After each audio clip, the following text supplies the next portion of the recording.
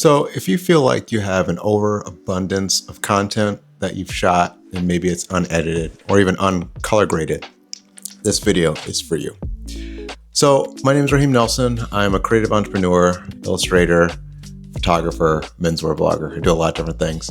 And I have a day job at the Milford Arts Council. So, that is with marketing.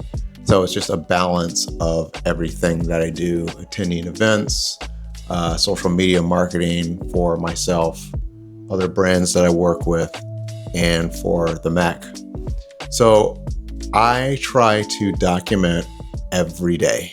I have a ton of footage, and I'm always looking for the best ways to streamline my process. I do that to start with storyboarding in my head. For instance, I am a cartoonist by trade. I went to the School of Visual Arts. I've been into cartooning for years and years and years and years. Marvel Comics, DC Comics, Archie Comics, that sort of thing. So that is actually my approach to storytelling and to vlogging and creating the short films that I do.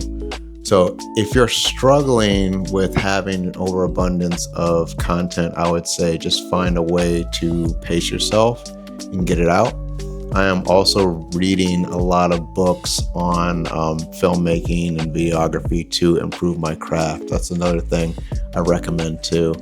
Just always learn, always make the time to learn, whether it's watching a YouTube video or if it is speaking to somebody that maybe has some knowledge in areas where you feel like you are lacking or could use some refinement. It goes a long way.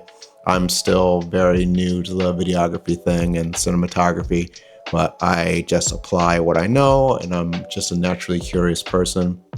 I taught myself how to I'm teaching myself how to light myself, use Harlow lights to light my videos, and just teaching myself things about shutter speed and ISO. I've been using cameras for a long time, but I haven't really gotten into like more manual settings until recently.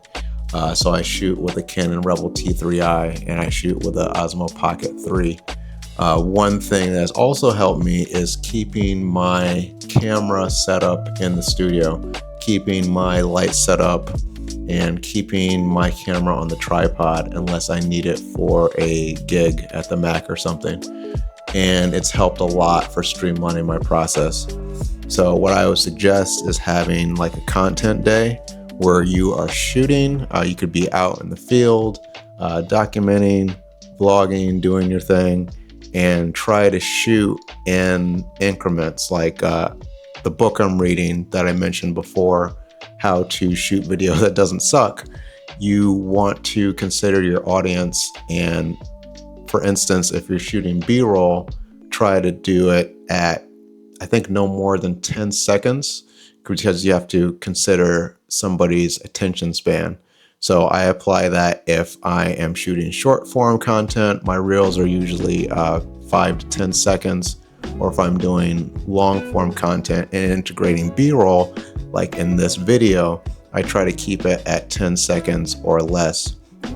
And in terms of my inspirations, I usually look at Vince Gilligan, Christopher Nolan in terms of cinematic filmmaking and vlogs, and I try to add just a little spice to my videos. I really like establishing shots, macro shots, and when I'm filming and I'm just out running errands, vlogging, I try to have that establishing shot, which is also a language from comics, where it places your audience in the scene. And then you can have more macro shots. I love photographing and doing video of objects that help tell the story. Like maybe I am showcasing the box from one of my Harlow lights, and that'll transition into me setting up my lights to do a shoot or something behind the scenes. So what I suggest and what's helped me a lot as a videographer is placing your audience in the scene, giving them a reason to stick around. This is something I'm still working on too. Like, I'm a small YouTube channel, growing, networking, that sort of thing.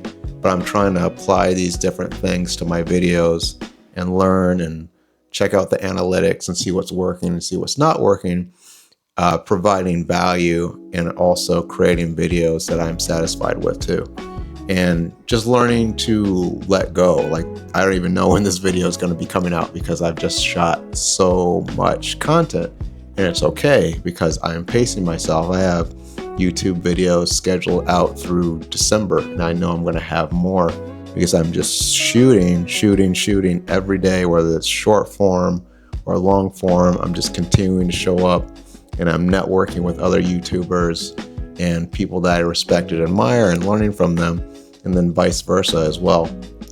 So having the overabundance of content is actually like a good thing. Like the expression is having an embarrassment of riches, because I have all this B-roll and this footage to pull from, and I shoot sequentially. Like I'm always shooting to tell a story, and then what I'll usually do is create some B-roll and voiceover that just kind of go hand in hand. Like they could also contrast. Like one of the things I learned from watching various YouTube videos is you can show yourself running errands or something that's not directly related to the voiceover, but that could be tied in somehow. So it's not just like a static shot. Like that's what I'm gonna be doing for this video. Like I'm shooting both voiceover and talking head video, but I'm gonna intercut it with various clips throughout my day. And each and every day for me looks very different. So I am trying to educate, I am trying to entertain, and I'm trying to craft a great narrative around my life. So it becomes more than a vlog. It is an education, and it's also fun as well. I try to just do a lot of different and interesting things throughout my day. It's just what makes me happy, and it's just something that I want to impart on my audience, whoever's watching the video. I love being able to take my remote days from work and go to a coffee shop and take a meeting, and I'm in these spaces where my reputation is starting to precede me as an artist. And I'm actually also in I'm in two cohorts. One is through Yale and various arts organizations in New Haven called Yale Ventures. And I just started that, so I'll have an opportunity at the end of it to pitch an idea. And it's an idea that I've kind of had a version of in my head floating for a while. And it just goes to show that me personally, and if you can relate to this, let me know in the comments, I am an artist that has in the past considered themselves introverted. I just want to be in the studio, do my own thing, and kind of be left alone. And I think over time, I've really learned the value of collaboration. And this was one thing that came up in the meeting too. We've only had one meeting initially about pretty much having ownership of your artwork or whatever your artwork is, your craft, but also fostering community.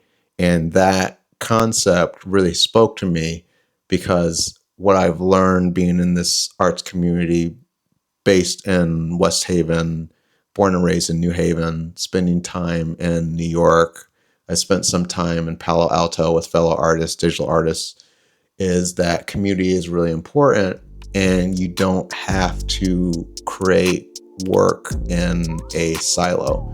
I think it's really important to get out of the studio and touch grass, so to speak, network with people, and create relationships that can not only help foster change, help others, but also help yourself. I'm really big on reciprocity, and that's one of the things I really enjoy about this program. The other kind of cohort that I'm in is with Tamara Gabriel from, she's from YouTube, and I know her from YouTube, but like also Instagram. She has a lot of different channels. her channel is one of the reasons why I shoot with the Osmo the way I do in terms of color grading, using ND filters, and setting up my shots and my camera in a way where it's just like a smooth, seamless process. I've learned a lot about using the Pocket 3 from other YouTubers. So she has been like really instrumental in my filmmaking style and the inspirations. I get inspired by a lot of different people, but just the way she's broken down shooting and angles and settings has just been like really stellar. So I'm part of her group called Make the Damn Video. And essentially you're making a video each and every day for 30 days. And there are different prompts, and it encourages you to not only be on camera more, but like just get it done and get the video out. And that is something I have prescribed to even before joining the cohort. But I think now that I'm in the cohort and I have these assignments, like I'm even more comfortable being on camera, because I don't even usually record myself speaking in public. Like it's usually, I'll do the voiceover later, but like one of the assignments today was just about like, what would you tell your younger self? And I just did it right after a client meeting. I got it done. It was easy. And then I was able to upload it and I was all set. And I don't think that would have happened without having done this program. And I can just feel my confidence growing in terms of speaking to the camera, speaking directly to my audience, kind of treating it almost like it's a live stream. I mean, I'm recording it now, I'm gonna post it later, but it's a good feeling having the confidence and the expertise to just go for it and being authentic as well. I really want to have authentic storytelling for each and every video that I put out, and even talking about some of the challenges I've had as well, and some of the disappointments. I had a reel recently just talking about New York Fashion Week and how I was with a friend, and I ran into a photographer and a writer from the New York Post, and they promised a story was going to go out and my photos were going to be used, and they weren't used. Like all these other people were featured, and that's cool, but like I had an expectation my photos were going to be in, especially considering they commented on the fact that I was wearing classic menswear, and they didn't experience a lot of people that were wearing classic menswear. So I turned it into a win because I kind of stayed on the photographer to get the photos, and he was gracious and kind enough to deliver me the photos that were taken. And they're really beautiful photos as well too. They were in the subway, like in Lower Manhattan area, and it just really showcased a part of me that has been and will continue to be a commuter, living in New Haven, but commuting to New York and doing it in classic menswear and style and everything that goes along with that in terms of my personal brand, and just the fact that I really enjoy presenting myself as not only a professional, but somebody that really enjoys like that classic silhouette that comes with wearing a suit and tie. And it just was great. It was great that I was able to take a stand to get those photos. And, you know, everybody feeling disappointment in that moment, but just like, okay, how can I turn this into something that's going to benefit me and also benefit the photographer as well, because I'm using his photos, I'm crediting him and exposing my audience to his work too.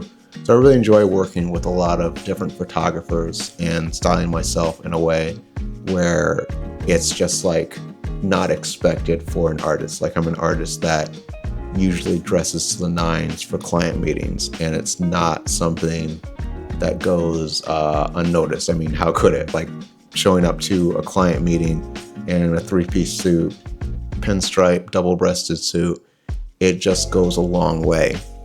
And in terms of the content creation, it kind of fulfills all of that as well, like packaging myself as an artist, as a photographer, as a menswear blogger, those three tiers of what I do and how they show up in the video as well. And it's just cool. It's been really cool just training myself to go for it. Like, there could be disappointment, there could be situations where things don't work out, but I am just going to continue to go for it and continue to show up every day in terms of shooting, filming. A lot of my videos are just like off the cuff based on experiences. I used to feel like I had to have a script, but I'm just at a point now where it's like, you know what, I'm just gonna riff and go for it and try to get things done and out in one take, but if not, it is what it is. So if you enjoy this video and you got value out of it, let me know in the comments. Please like and subscribe. It really helps the channel, and I'll see you on the next one.